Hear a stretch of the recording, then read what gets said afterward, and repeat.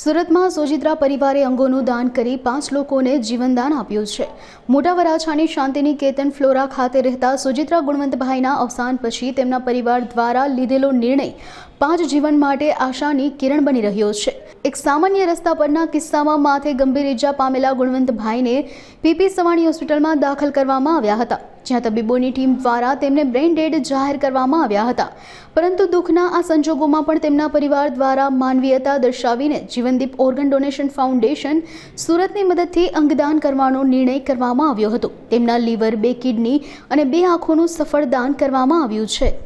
વિપુલ Talaviya Jivandeep organ donation foundation PP Savani હોસ્પિટલથી doctor Ritesh Chitroda saheb, doctor Jignesh ગેંગડીયા સાહેબનો phone આવ્યો હતો। અમારે ત્યાં એક 59 વર્ષીય મેલ પેશન્ટ દાખલ છે, જેઓ બ્રેન ડેડ છે, આપ આવો અને પરિવારને સમજાવો।